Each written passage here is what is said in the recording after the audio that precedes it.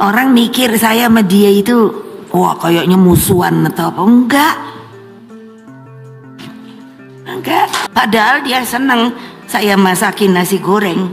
Isu ketum PDIP Megawati Soekarno Putri mulai melunak, mau bertemu Presiden Prabowo Subianto dan Jokowi beredar.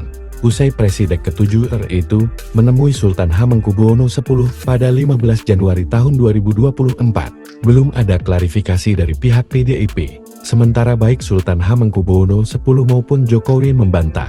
Sultan hanya mengatakan, pertemuan itu bersifat silaturahmi pribadi, karena keduanya terakhir bertemu 28 Januari tahun 2024 lalu. Ketua Umum Organisasi Relawan Projo, Budi Ari Setiadi membantah, jika pertemuan dengan Raja Yogyakarta itu, upaya meminta jadi mediator untuk bertemu Megawati, enggak, kata Budi Jumat 17 Januari.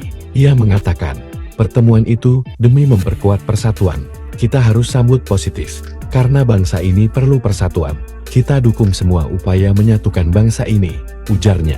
Akan tetapi pengamat politik Universitas Jember UNIK Dr. Muhammad Iqbal menilai, secara komunikasi politik, pertemuan antar tokoh politik pasti syarat makna. Hampir mustahil semata dianggap pertemuan biasa saja, ujar pengajar ilmu hubungan internasional FVSKP UNIK itu. Apalagi Jokowi memerlukan, dan bergantung penuh pada Sultan, agar bisa memediasi terjadinya pertemuan dengan Ketua Umum PDI Perjuangan Megawati Soekarno Putri. Sebab Megawati relatif tak ada persoalan serius dengan Prabowo. Jokowi lah yang dinilai memiliki persoalan dengan Megawati, karena terbukti kini telah dipecat sebagai kader PDIP, tuturnya.